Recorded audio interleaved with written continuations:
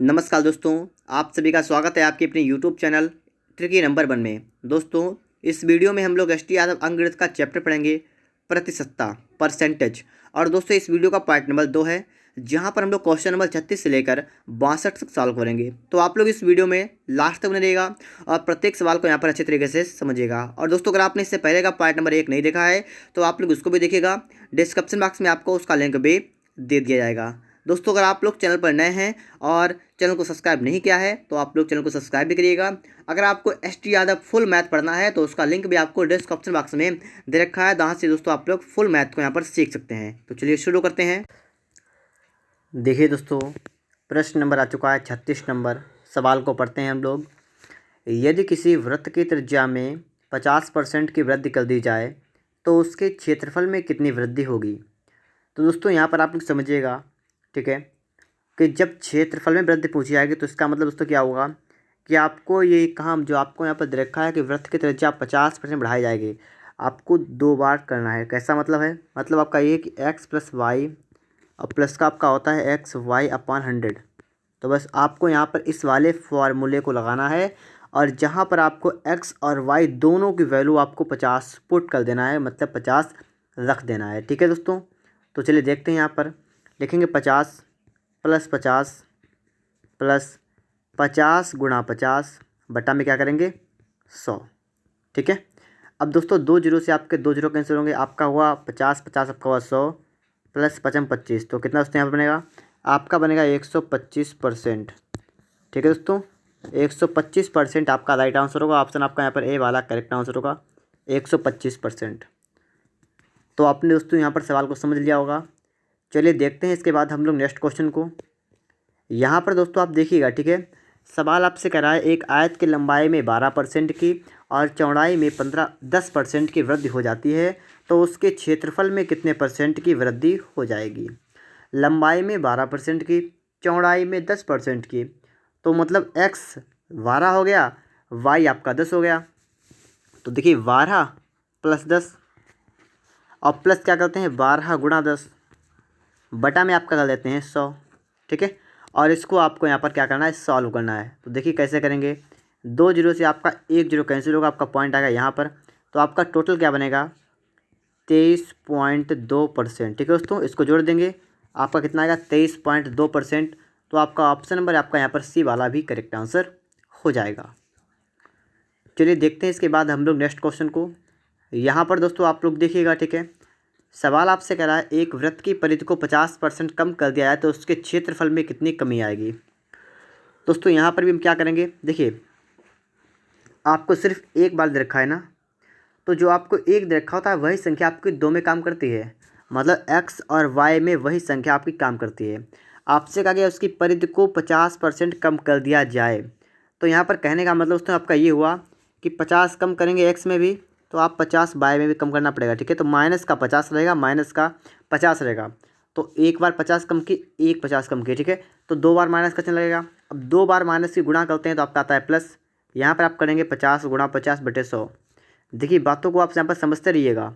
अगर आपको सिर्फ एक ही बात रखा है यहाँ पर कि परिधि को 50% कम करते हैं तो उसके क्षेत्रफल में कितनी कमी आएगी, तो कहने का मतलब यहाँ पर ये हुआ कि आपको यहाँ पर 50 50 2 बार लिखना पड़ेगा, और वो भी दोनों बार माइनस। क्यों? क्योंकि दोस्तों कम किया गया है, और बीच में प्लस का इसलिए लगा क्योंकि दोस्तों माइनस माइनस की गुणा करने क्या आता है, प्लस आता है, इसलिए बीच में इसके प्लस का निशान लग चुका है।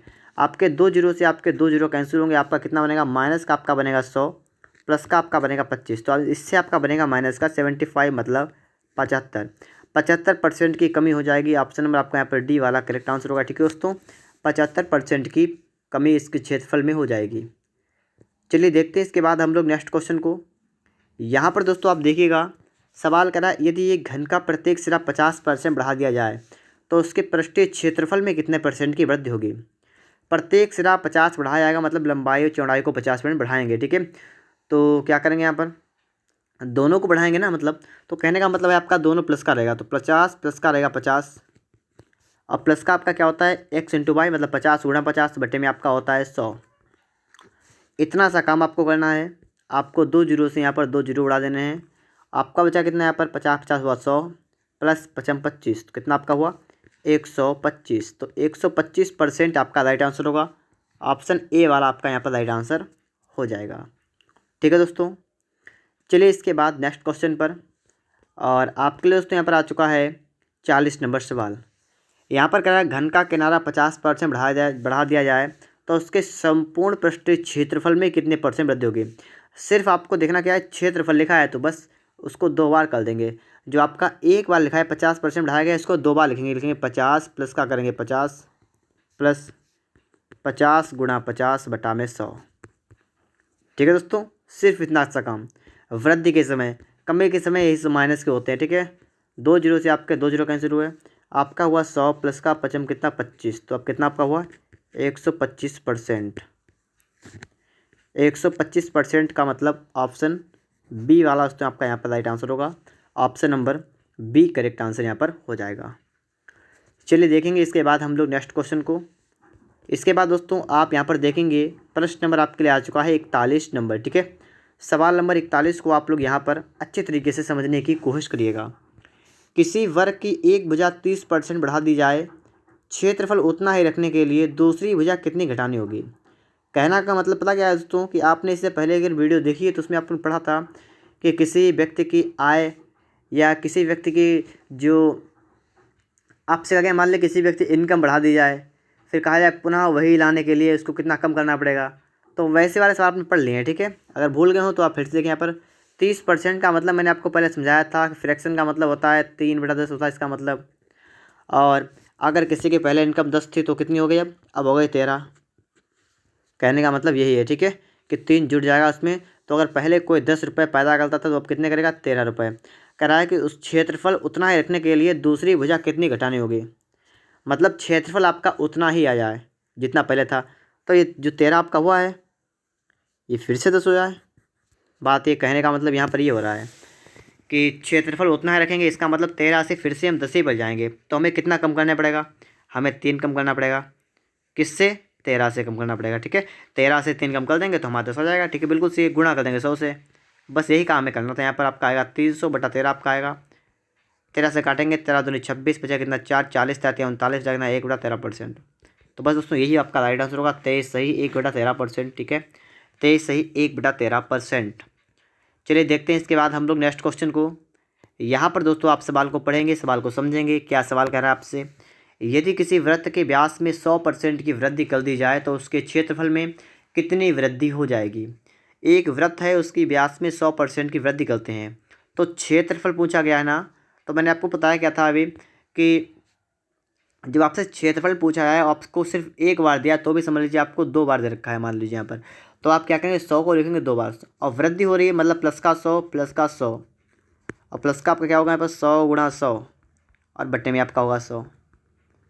तो यहाँ पर आप देखेंगे तो आप समझ जाएंगे 100 से आपका 100 कैंसिल हुआ। 100 मतलब कितना होगा 300% आपका यहाँ पर राइट आंसर होगा। ठीक है, ऑप्शन की बात करेंगे तो आपका ए वाला करेक्ट आंसर है। ठीक है दोस्तों, यहाँ पर ऑप्शन में आपको टिक लगे हुए दिख रहे होंगे, लेकिन दोस्तों कोई समस्या वाली बात नहीं है। आपको सवाल लगाना आना चाहिए। ठीक है, सवालों का लगाने का तरीका भी आपको पता होना चाहिए। टिक से आपका कोई मतलब नहीं होता। आपको एग्जाम में जो प्रश्न मिलेंगे उसमें आपके टिक नहीं लगे होंगे। ठीक है, तो इससे बेखबर रहिएगा आप लोग। आगे दोस्तों आप यहाँ पर देखेंगे प्रश्न नंबर आपके लिए आ चुका है 43 नंबर। ठीक है, 43 नंबर लिखा, किसी वर्ग के प्रत्येक कोर को दोहरा कर दिया जाए तो उसके क्षेत्रफल में कितने % की वृद्धि होगी। किसी वर्ग के प्रत्येक कोर को दोहरा कर दिया जाए, कहने का मतलब उससे यहाँ पर ये हो रहा है कि अगर कोई वर्ग है, ठीक है, कोई वर्ग है, उसकी भुजा है 1। ठीक है, क्या है इसकी जो भुजा है कितनी 1 है। ठीक है, a बराबर 1 कह लिया हमने, मतलब भुजा 1 है। बात नहीं समझे आप लोग, हिंदी में लिखते हैं। ठीक है, एक वर्ग है, ठीक है, उसकी भुजा कितनी है 1। तो इसका क्षेत्रफल कितना होगा, इसका क्षेत्रफल कितना होगा, भुजा स्क्वायर 1 का स्क्वायर मतलब 1 ही रहेगा ना, 1 ही रहेगा। ठीक है, फिर दोस्तों आपसे क्या कहा गया, आपसे कहा गया है कि कोर को दोहरा कर दिया है, मतलब जो भुजा आपकी 1 है, भुजा 1 ना होके भुजा कितनी हो जाए 2 हो जाए। तो इसका क्षेत्रफल कितना होगा बताइएगा आप लोग। 2 का स्क्वायर होगा ना, कितना होगा 4 होगा। अब आप बताइए, पहले क्षेत्रफल कितना होता 1 होता था, अब कितना हो गया 4 हो गया। 4 हो गया ना, कितना बढ़ गया बताइए, 1 से 4 कितना बढ़ा, 3 बढ़ गया 3। तो लिखेंगे 3, किससे 1 से बढ़ा ना, 1 से हो गया 3। तो 3 बड़ा किससे, 1 से बड़ा, मतलब बटे में 1 करेंगे, गुणा कर देंगे आप लोग 100 से यहाँ पर, ठीक है। तो आपका जो बनेगा कितना बनेगा, 300%, ठीक है। 300% आपका राइट आंसर होगा। ऑप्शन आपका यहाँ पर डी वाला करेक्ट आंसर होगा, 300%। अगर आपने अभी तक वीडियो को लाइक नहीं किया है तो वीडियो को लाइक अवश्य करिएगा और चैनल को सब्सक्राइब भी ज़रूर करिएगा। चलिए देखते हैं इसके बाद हम लोग क्वेश्चन नंबर 44 को, ठीक है। 44 नंबर सवाल को आप पढ़ेंगे। एक आयत की लंबाई एवं चौड़ाई क्रमशः 20 मीटर 15 मीटर है।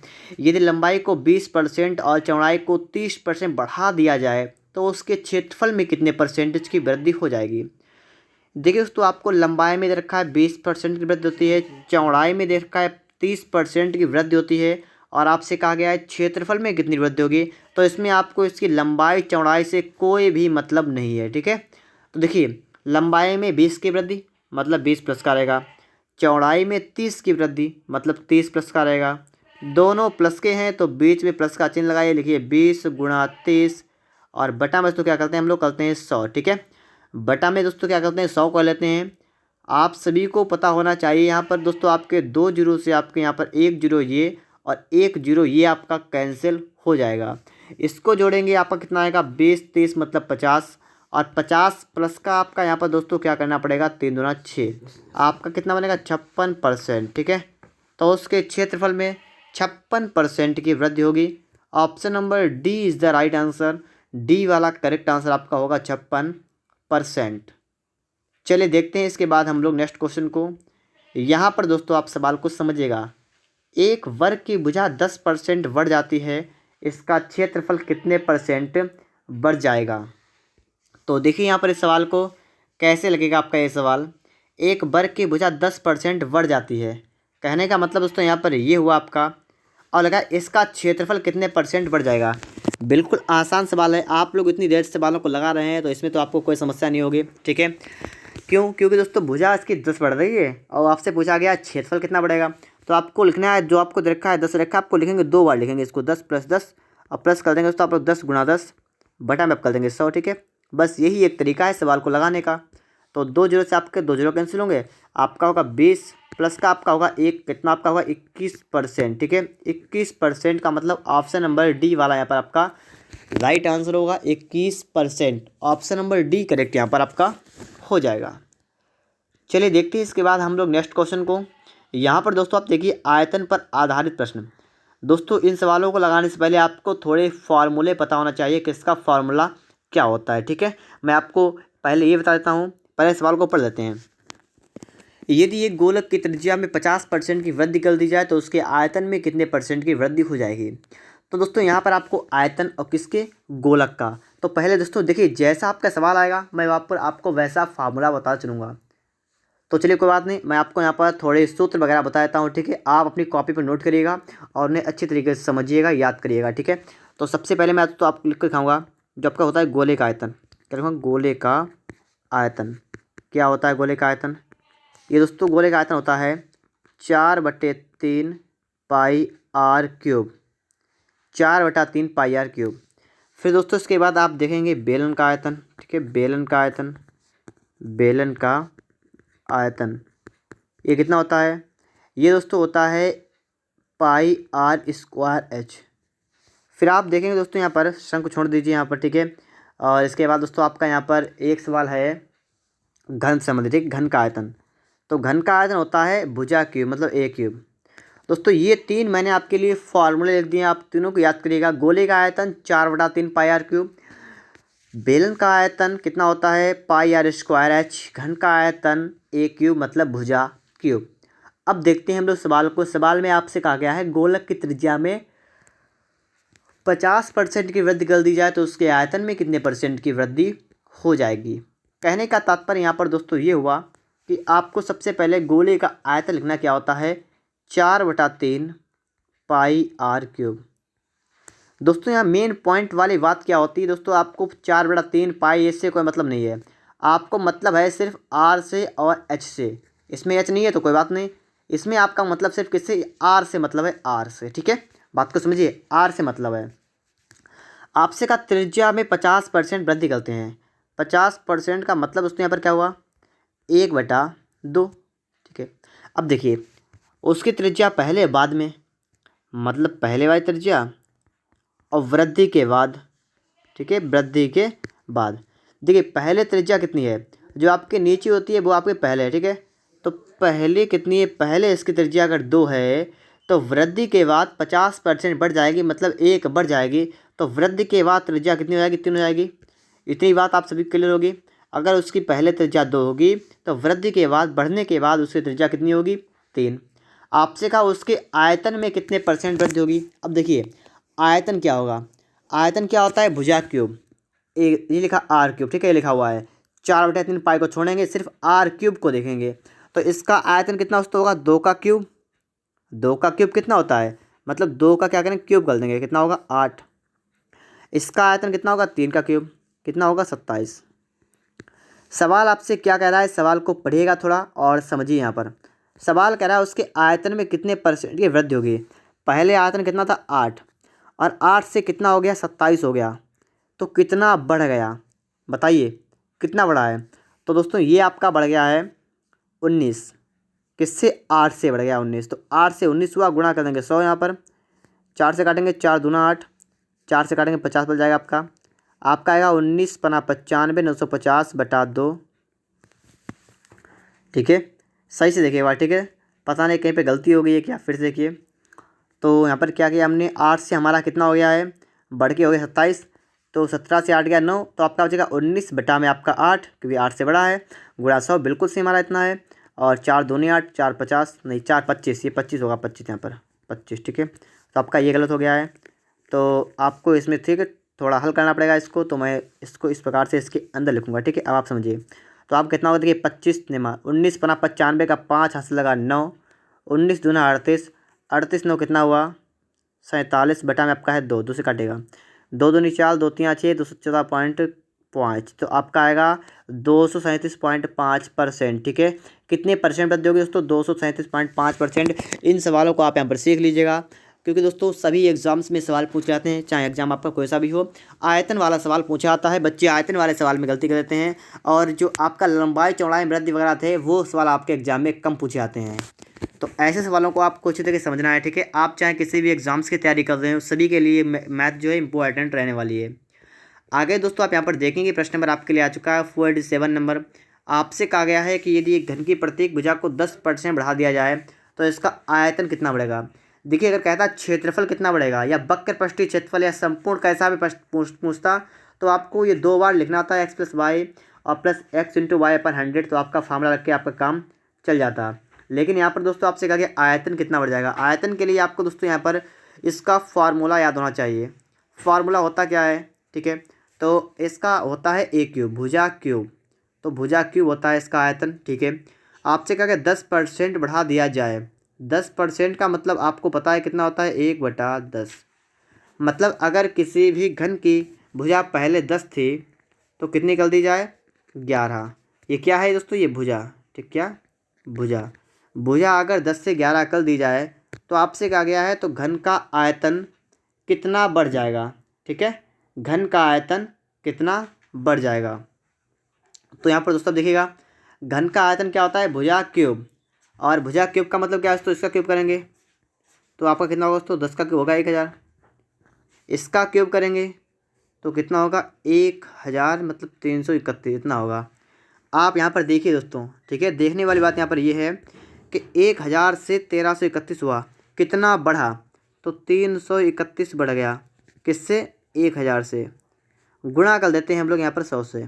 क्या करते हैं दोस्तों, यहाँ पर हम लोग 100 से करते हैं गुणा। तो 2 जीरो से आपके यहाँ पर 2 जीरो कैंसिल होंगे, और 1 जीरो से आपका पॉइंट यहाँ पर लगेगा। आपका कितना आएगा, 33.1% की वृद्धि यहाँ पर हो जाएगी। 33.1% का मतलब आपका ऑप्शन में यहाँ पर आपका सी वाला करेक्ट आंसर यहाँ पर होगा। वीडियो अच्छा लगे तो वीडियो को लाइक और चैनल को सब्सक्राइब जरूर करिएगा। देखिए दोस्तों इसके बाद नेक्स्ट क्वेश्चन को आप यहाँ पर देखेंगे। प्रश्न नंबर आपके लिए है 48 नंबर। यदि एक सिलेंडर की त्रिज्या 50% कम कर दी जाती है, ऊंचाई 50% बढ़ा दी जाती है, तो आयतन में कितना परिवर्तन होगा।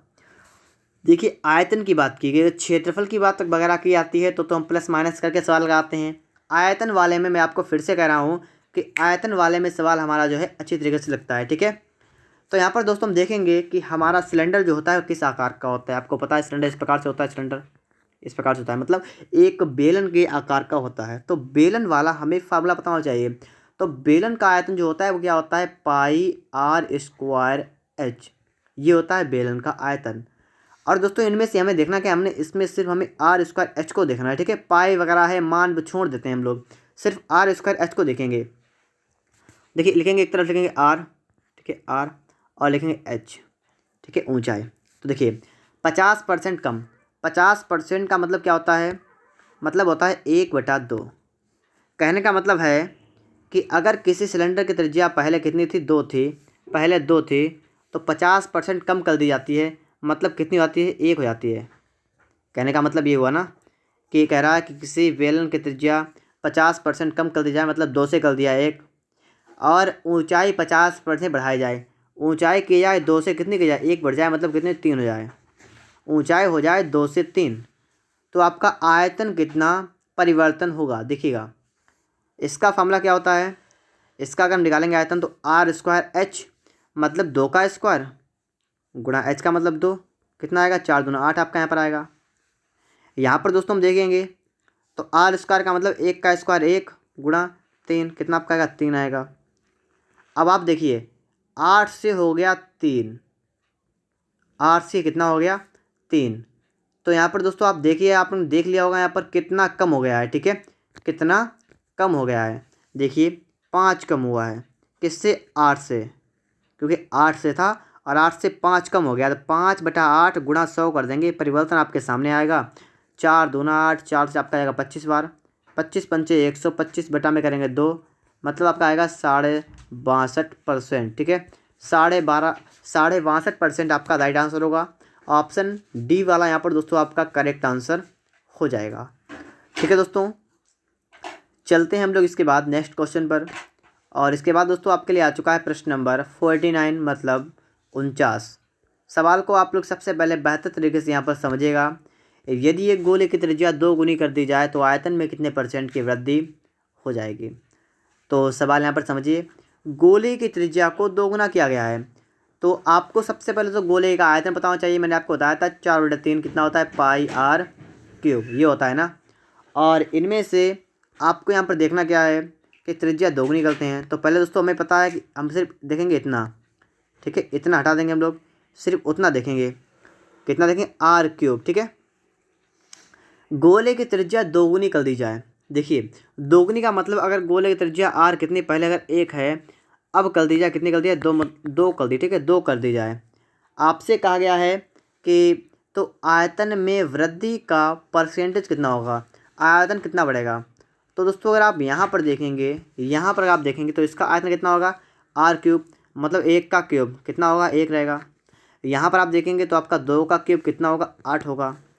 अब दोस्तों आप यहाँ पर देखिए, समझिए थोड़ी बात, ठीक है आपको बात यहाँ पर समझनी है कि जो आपका 1 से हुआ 8, ठीक है, तो कितना बढ़ा बताइए, 1 से हो गया 8, तो कितना बढ़ा, 7 बढ़ गया, किससे, 1 से बढ़ा, गुणा कर देंगे 100 में, आपका दोस्तों यहाँ पर निकल के आएगा 700% की वृद्धि हो जाएगी। ठीक है दोस्तों, ऑप्शन नंबर आपका यहाँ पर बी वाला करेक्ट आंसर हो जाएगा दोस्तों। 700% की वृद्धि आयतन में यहाँ पर आपकी हो जाएगी।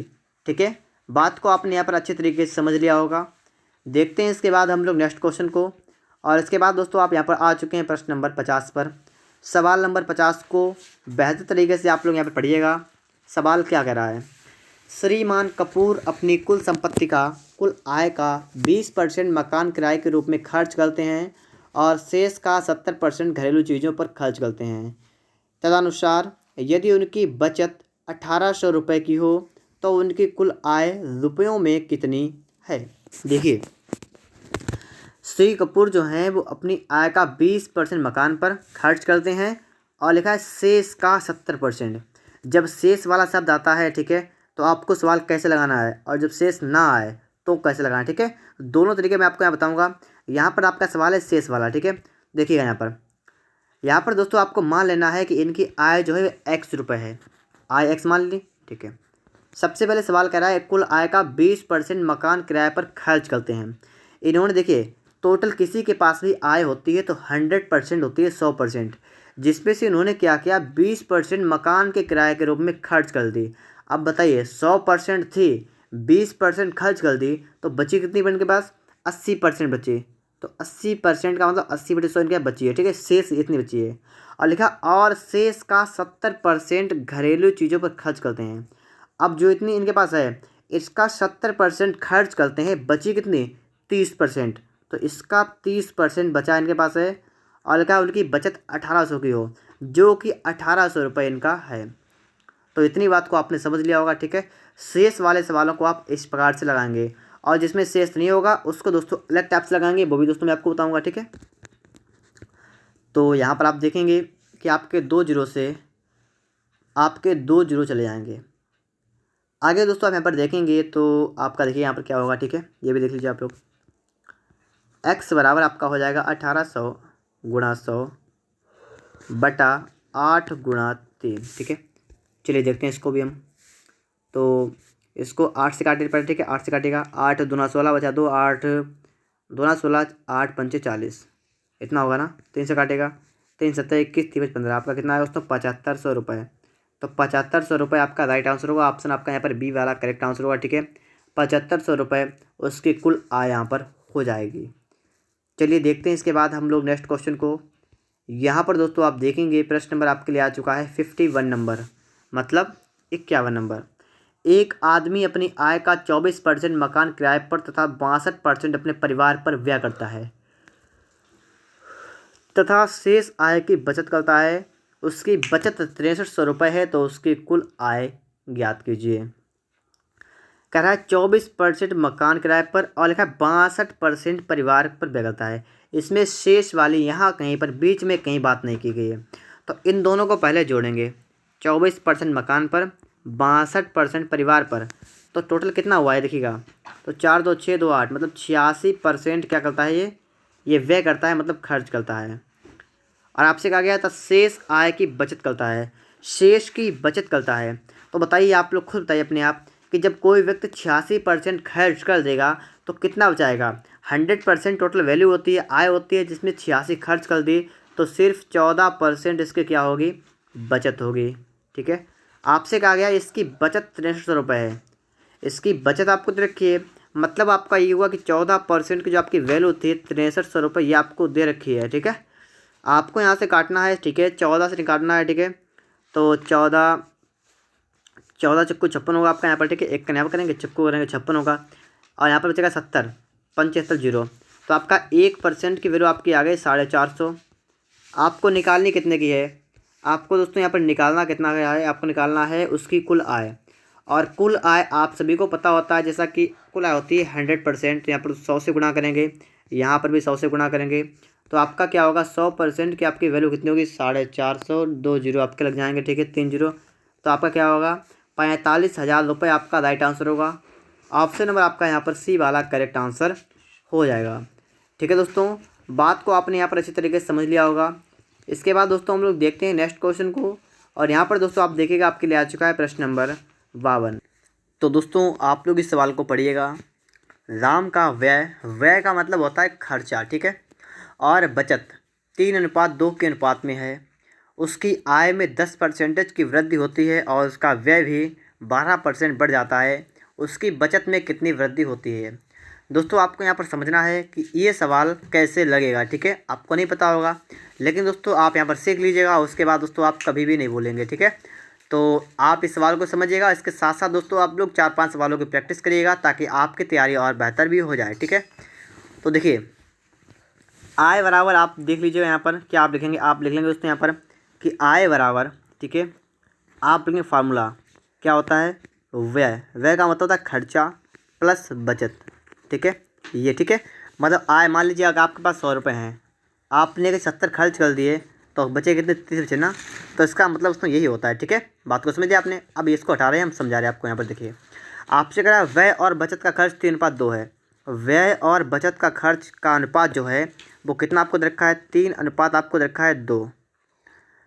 अब आप अपने आप बताइएगा कि 3:2 का जब आपका व्यय और बचत होगा तो आपकी आय कितनी होगी, टोटल 3 2 मतलब मिला के कितनी होगी, 5 रुपये होगी आपकी आय।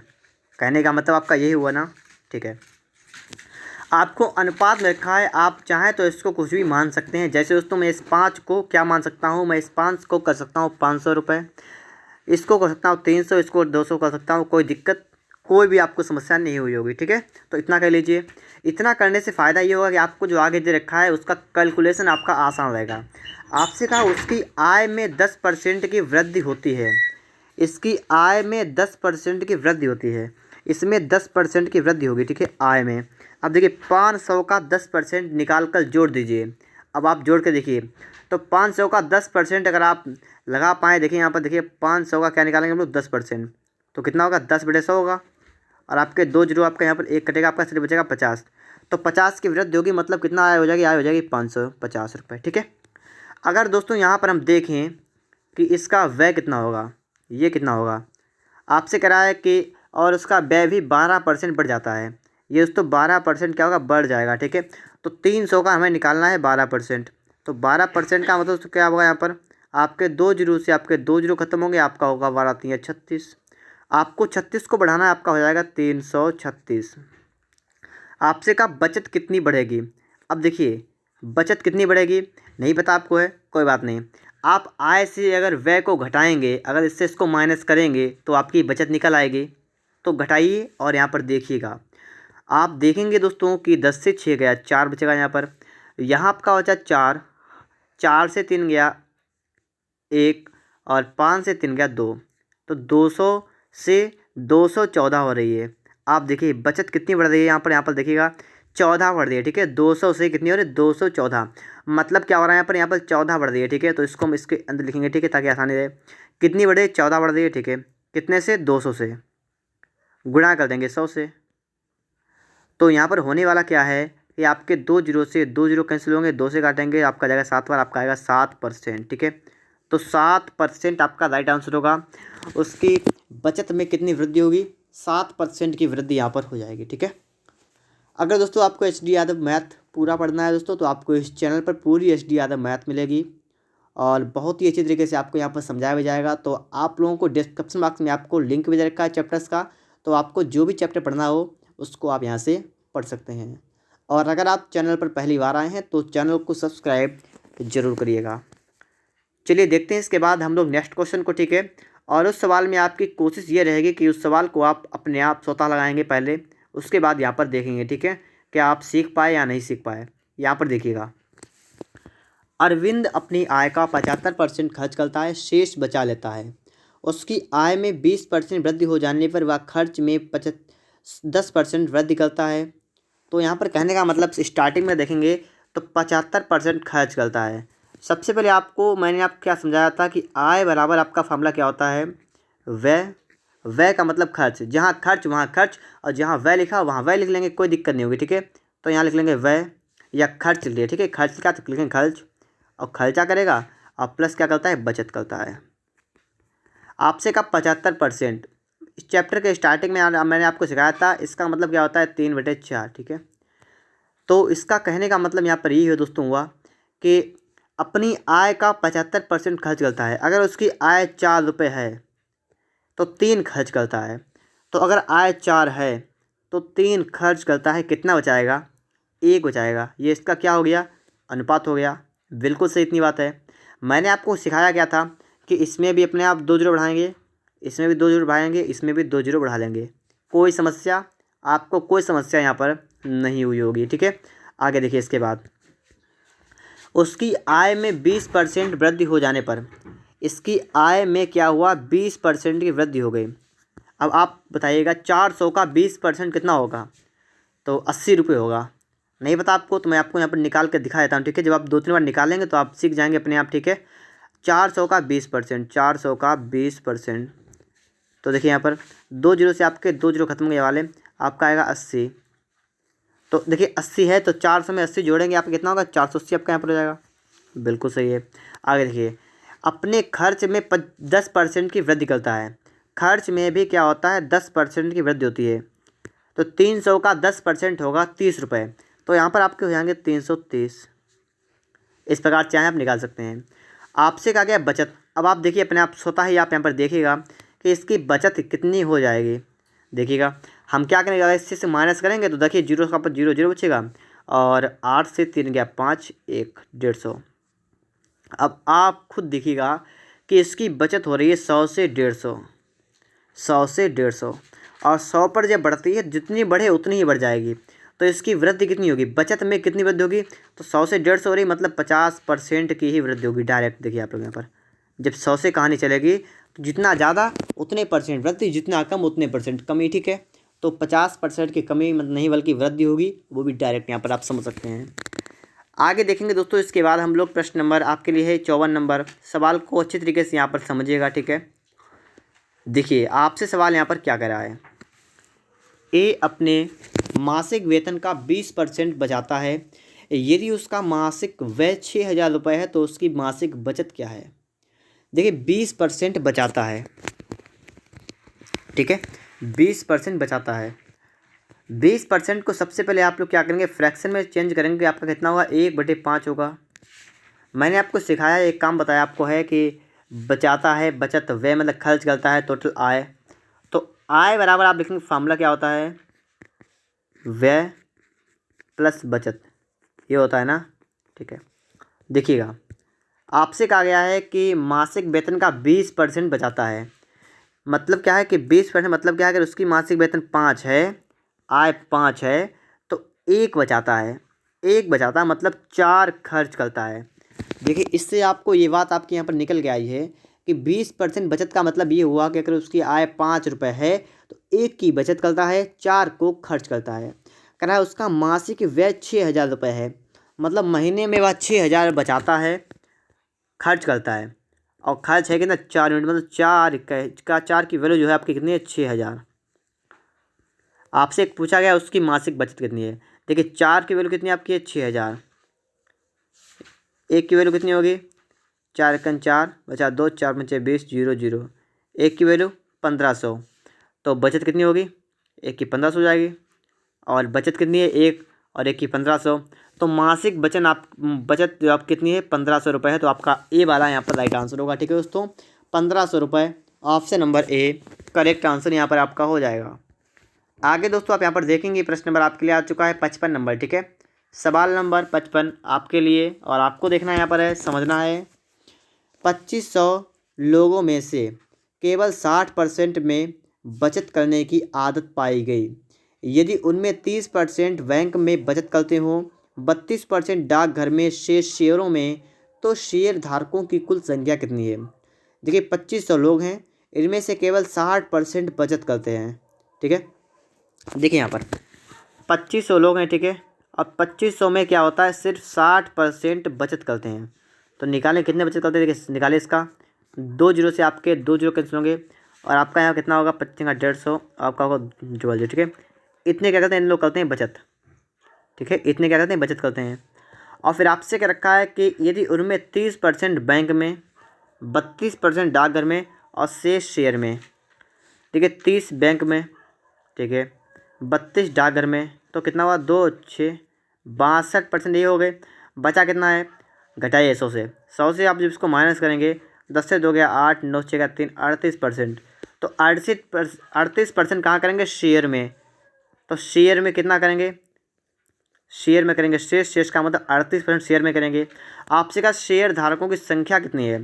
तो यहाँ पर दोस्तों आपको निकालना है कि आपकी जो बचत है 1500, तो आपको 1500 का आपको निकाल देना है कितना, 38%, ठीक है, क्योंकि आपसे पूछा गया शेयर धारकों की संख्या, तो इसका 38% आपको यहाँ पर निकालना है। आपके 2 जीरो से 2 जीरो कैंसिल होंगे, 15 8 120 का जो वहाँ से लगा 12, 15 3 45, 45 और 12 आपको ऐड करना है, 45 में आपको 12 ऐड करना है, कितना आपका होगा 57, मतलब ठीक है 570।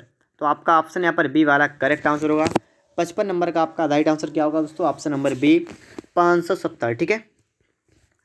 देखिए दोस्तों इसके बाद आप देखेंगे प्रश्न नंबर आपके लिए आ चुका है 56 नंबर पर, क्या नंबर है 56 नंबर, ठीक है। तो 56 नंबर सवाल को हम यहाँ पर देखेंगे, ठीक है। देखिए यहाँ पर एक आदमी ने अपनी पूंजी का 1/3 भाग 7% पर, 1/4 भाग 8% पर, शेष 10% पर निवेश किया। यदि उसकी वार्षिक आय 561 रुपये है तो पूंजी क्या है, ठीक है। देखिए पूंजी कितनी मानेंगे यहाँ पर, ठीक है, कितनी मानेंगे।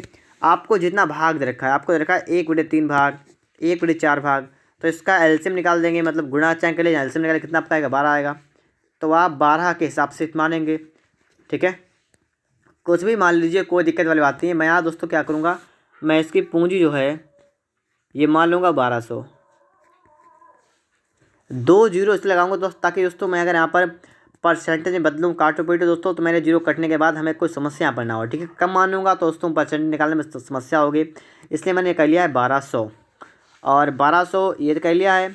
अब 1200 ही क्यों किया, 1300 क्यों नहीं किया दोस्तों। यहाँ पर आपका 3 और 4 है, इसलिए 3 4 का गुणा किया या लासा लिया, कुछ भी कर लीजिए आप, आएगा आपका 12 ही, इसलिए दोस्तों मैंने यहाँ पर 1200 मान लिया है। अब देखिए सबसे पहले अपनी पूंजी का 1/3 भाग 7% पर, 1/3 भाग 7% पर अपनी पूंजी का, तो पूंजी कितनी 1200 है, कह रहा है 1200 का 1/3 भाग, 1/3 भाग, और किस पर 7% पर, 7% का मतलब बट्टे में हो जाएगा 100 इतने पर। तो पहले निकालिए कितना होगा यार, देखिएगा 2 जीरो से आपके 2 जीरो कैंसिल होंगे, 3 से काटेंगे, 3 चौक 12, आपका कितना होगा 28। तो यहाँ आपका बना 28। चलिए दूसरा देखते हैं, नेक्स्ट वाला क्या आपका है, लिखा है पूंजी का 1/4 भाग 8% पर, तो पूंजी कितनी 1200, 1200 का 1/4 भाग कितने पर है 8% पर, तो मतलब 8/100 कर देंगे यहाँ पर। इसको काटे 2 जीरो से आपके 2 जीरो कैंसिल होंगे, 4 एकम 4, 4 तियाँ 12, तो 8 त्या कितना होगा 24, तो आपका यहाँ पर होगा 24। आगे देखते हैं इसके बाद हम लोग नेक्स्ट को, ठीक है। लिखा है शेष 10% पर, शेष। अब देखिए ठीक है, शेष बचेगा कितना, बात समझिए यहाँ पर कि आपके कितने रुपये थे 1200 थे, और 1200 में क्या हुआ कि 1/3 निकाल दिया, 1/4 निकाल दिया। अब देखिए यहाँ पर शेष कितना बचा, तो यहाँ पर दोस्तों मैंने क्या किया, इसको डायरेक्ट निकाला नहीं यहाँ से। अगर यहाँ से हम लोग देखते दोस्तों, यहाँ पर फिर से एक बार देखिएगा कि जो आपका 1200 रुपये था, इसका 1/3 भाग कितना हुआ, 3 चौक 12, कितना हुआ 400। इस 1200 का 1/4 भाग कितना हुआ, 4 तियाँ 12, 300। अब शेष कितना बचेगा आप बताइएगा, 1 भाग 400, 1 300, 4 3 हो गए 700, और 7 5 12, मतलब कितना बचा दोस्तों यहाँ पर, कितना बचा 500, सिर्फ 500 बचा, नहीं रखेंगे सिर्फ 500 आपका जो बचा है, इसका 10% का मतलब 10/100 इसका निकाल देंगे हम लोग, ठीक है। बात को समझ लिया होगा आपने कि मैंने क्या क्या इसमें से मान इसके निकाल दिए, और जो आपका शेष बचा है 500 बचेगा, उसका दोस्तों मैंने निकाला 10% का, मतलब 2 जीरो सबके 2 जीरो कैंसिल हुए, आपका आया कितना 50, 50 आपका ये हो गया। आपसे दोस्तों सवाल कह रहा है, ठीक है, सवाल कह रहा है कि उसके वार्षिक आय 561 रुपये है। ये दोस्तों टोटल करेंगे हम लोग, तो टोटल कितना दोस्तों आएगा, 8 4 12 का 2, हाथ से लगा 1, 2 4 1 5 में 10, मतलब 102, और 102 की वैल्यू आपकी हो रही है 561। आपसे कह रहा है कि उसकी वार्षिक आय 561 रुपये है, ठीक है। 17 से काटिए दोस्तों, 17 छंगा 102, और 17 तियाँ 51, 17 तियाँ 51, 33, 3 दूना 6, 3 एकम 3 एकम 3, तो 2 की वैल्यू आपकी कितनी आ गई यहाँ पर है 11, ठीक है। 2 की वैल्यू दोस्तों यहाँ पर कितनी आ गई आपकी है 11 आ गई ना। और आपको दोस्तों करना क्या है, यहाँ पर दोस्तों आपको निकालना क्या है, ये भी आपको देखना है। अगर हम यहाँ से 1 के निकालेंगे कितनी आएगी 11/2, और निकालनी कितनी की हमें 1200 की निकालनी है, तो 1200 से उसको करेंगे इसमें गुणा, ठीक है।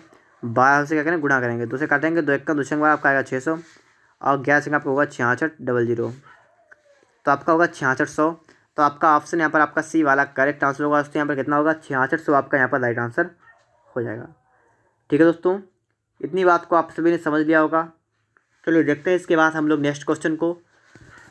अगला प्रश्न दोस्तों इसके बाद आपके लिए क्या है, ये आप लोग यहाँ पर समझिएगा। देखिए दोस्तों यहाँ पर आप देखेंगे प्रश्न नंबर आपके लिए आ चुका है 57 नंबर, सवाल नंबर आपके लिए आ चुका है 57 नंबर। एक व्यक्ति अपनी आय की 75% खर्च कर देता है। 75% खर्च करने का मतलब आपका क्या होता है, मैंने आपको बताया था 75% का फ्रैक्शन बनाएंगे आप, कितनी होगी आपके 3/4। आपने फार्मूला पढ़ा है क्या होता है, आय बराबर क्या होता है व्यय, व्यय का मतलब खर्चा और प्लस बचत। एक इंसान करता है क्या है 75% खर्च कर देता है, मतलब अगर उसकी आय देखिए, आय अगर उसकी 4 रुपये है, ठीक है, तो क्या करता है वो 3 खर्च कर देता है, 1 बचा लेता है, बात क्लियर हो गई। मैंने थोड़ी देर पहले आपको सिखाया था। सबसे पहले इसको क्या करते हैं दोस्तों, हम लोग 100 में ही मान लेते हैं। तो 100 यहाँ पर 400, 300, 100, कोई दिक्कत कोई समस्या नहीं होगी। कह रहा है अनंतर उसकी आय 20% बढ़ जाती है। आय क्या हुआ, आय में 20% की वृद्धि हो गई। अब बताइए 400 रुपये थे, 20% की वृद्धि आपने बहुत बड़ा आपका है कि आपका 80 रुपये की वृद्धि होगी। ठीक है, 400 का 20% आप निकालेंगे, 80 आएगा तो आपका हो जाएगा 480। इसी प्रकार दोस्तों व्यय क्या हो रहा है यहाँ पर, और खर्च में 15% की वृद्धि करता है। खर्च में 15% की वृद्धि करता है, मतलब 15 × 45, तो 345, 345 ये हो गया। अब इसकी बचत कितनी हो गई, बचत को पहले आप निकालिएगा। तो इसको अंतर करेंगे, इसका अंतर आप बचत निकल आएगी। 10 से 5 गया 5, 7 से 4 गया 3, और यहाँ पर 4 से 3 गया 1, 135। कितना हुआ, 135। अब देखिए इसकी बचत 100 से हो गई 135, कितनी बढ़ गई, 35 बढ़ गई। यही आपकी परसेंटेज में आएगी, 35% इसकी बचत जो है ये बढ़ गई है। ऑप्शन नंबर सी वाला आपका यहाँ पर राइट आंसर होगा। ठीक है दोस्तों, 35% आपका करेक्ट आंसर यहाँ पर हो जाएगा। चलिए देखते हैं इसके बाद हम लोग नेक्स्ट क्वेश्चन को। क्वेश्चन नंबर दोस्तों यहाँ पर आपका आ चुका है 58 नंबर। 58 नंबर सवाल आपके सामने है और आपको यहाँ बताना है इसका राइट आंसर क्या होगा। रतन का व्यय और बचत का अनुपात 5:1 है। तो अगर आप यहाँ पर देखें तो आय बराबर क्या होता है, फॉर्मूला आय होता है व्यय या खर्च और प्लस क्या होता है, बचत। आपसे कहा है व्यय और बचत का अनुपात 5:1 है। 5:1 है व्यय बचत का अनुपात। ठीक है, तो बताइए आपकी आय कितनी होगी, 6 होगी ना।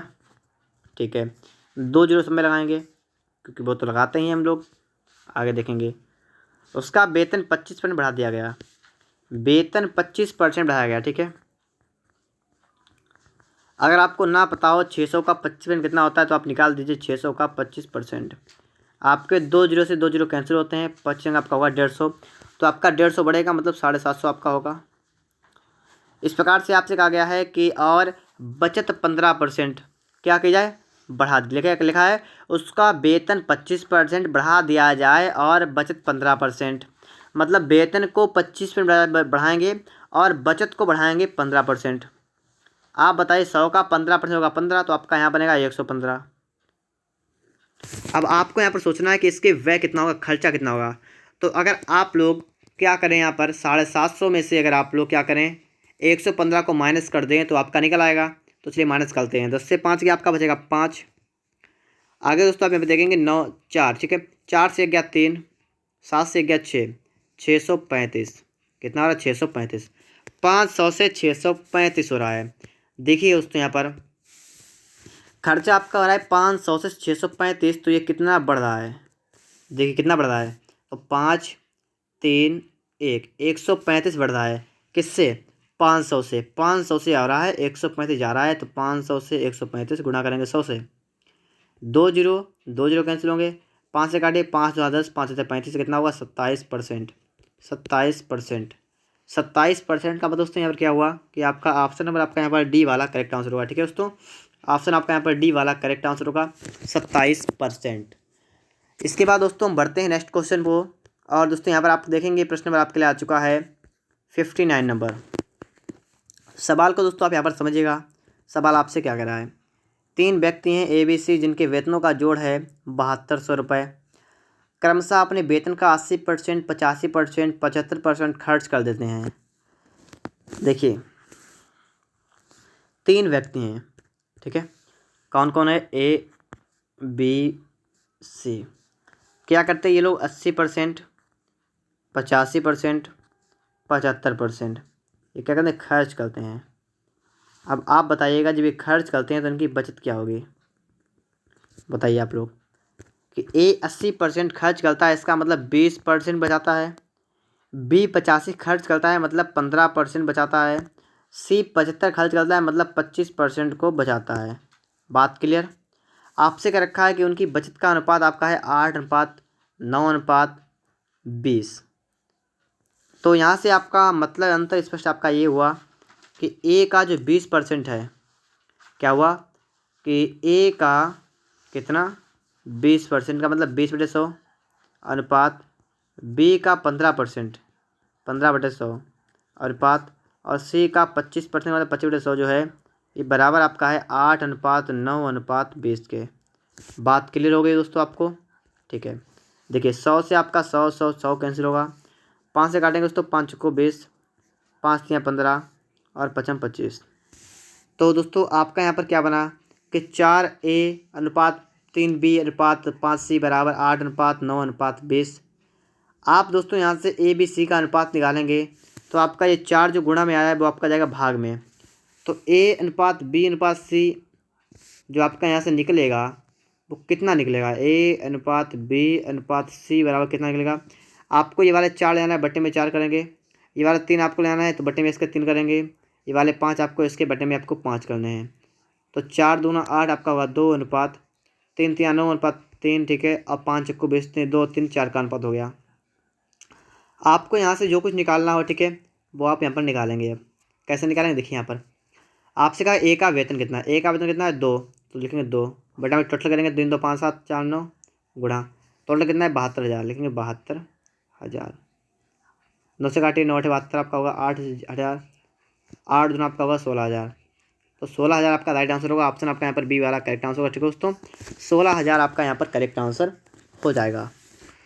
चलिए देखते हैं इसके बाद हम लोग नेक्स्ट क्वेश्चन को। और इसके बाद दोस्तों हमारे लिए आ चुका है प्रश्न नंबर 60।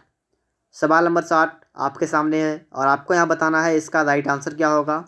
वीडियो अगर अच्छा लग रहा है आपको तो वीडियो को लाइक और चैनल को सब्सक्राइब जरूर करिएगा। तो देखिए दोस्तों, यहाँ पर यदि किसी आदमी को अपनी पूंजी के 1/4 भाग पर 3% ब्याज मिलता है, 2/3 पर 5% और शेष पर 11%, तो उसे समग्र पूंजी पर मिलने वाला परसेंटेज क्या होगा। 1/4 की बात की गई है, 2/3 की बात की गई, मतलब 1/4 2/3। तो 4 3 मतलब कितना 12। तो आपको 12 में मानना है, ठीक है।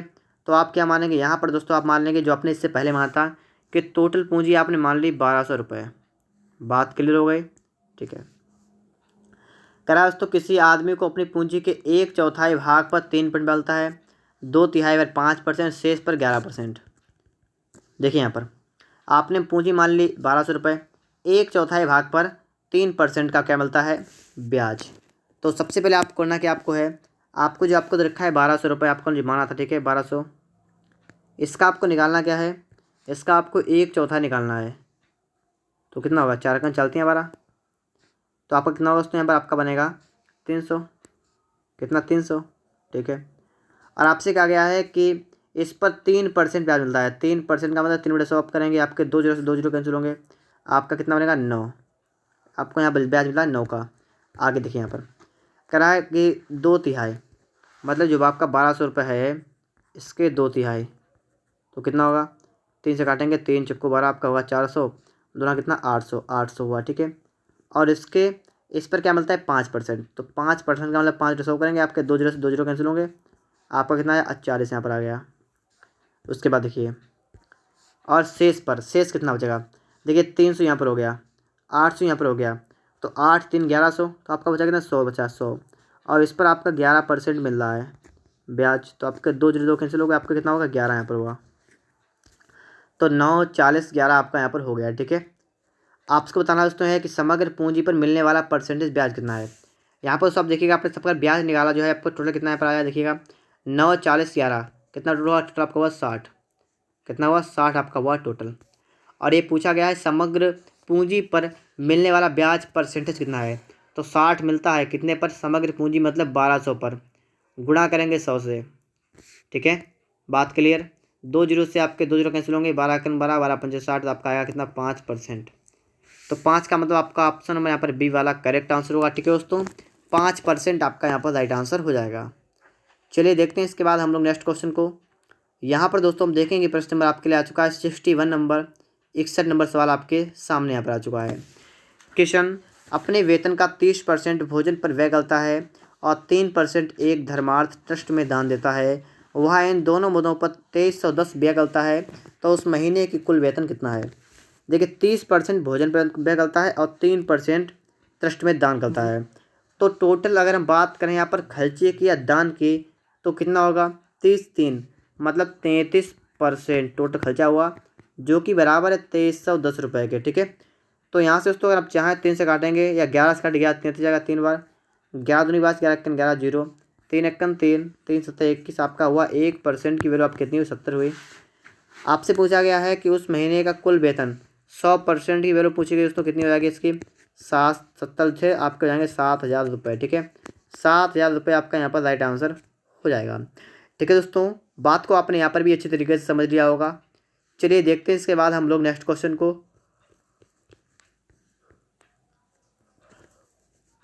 तो देखिए दोस्तों, यहाँ पर आपके लिए आ चुका है प्रश्न नंबर 62 नंबर। श्री एक्स अपने वेतन का 35% भोजन पर, अपने वेतन का 5% बच्चों की शिक्षा पर खर्च करते हैं। तो इन्होंने कितना खर्च किया, 35% भोजन पर और वेतन का 5 शिक्षा पर। तो इन्होंने कितना 40% क्या किया, खर्च कर दिया। ठीक है, अच्छा जब खर्च कर दिया बचा कितना इनके पास 60% जो है इसका बचा। ठीक है, बचत कितनी हो गई 60%। सवाल आपसे करा है कि 1 जनवरी 2011 में इसने इन दोनों मदों पर इतने खर्च किए। आपको खर्चा दे रखा है, कितना खर्च किया 17,600 खर्च किए। खर्चा है कितना 40%, 40% खर्चा किया कितना है 17,600 रुपये। अगर हम चाहें यहाँ पर काट सकते हैं 4 से, नहीं बल्कि देखिए 0 से आपका 0 कैंसिल होगा पहले, 4 से काटे 4 एकन 4, 4 से काटे 4 चक्कू 16 बचाए, 4 चक्कू 16 0। तो आपका 1% बराबर कितना हुआ 440 के हुआ। अगर यहाँ से आपसे पूछा गया है उसका वेतन 100% होता है, कितना होगा आपका 44,30 कितना दोस्तों हुआ 44,000 रुपये। ठीक है, option B is the right answer, B वाला करेक्ट आंसर यहाँ पर आपका होगा। बचत से आपको इसमें कोई मतलब नहीं है। ठीक है दोस्तों, इस प्रकार से आपके यहाँ पर 62 क्वेश्चन यहाँ पर आपके सॉल्व हो चुके हैं। अगर आपको वीडियो अच्छा लगा है तो वीडियो को लाइक करिएगा। अगर आपने अभी तक चैनल को सब्सक्राइब नहीं किया है दोस्तों, चैनल को सब्सक्राइब भी करिएगा और साथ में दोस्तों बेल आइकन को जरूर प्रेस करिएगा।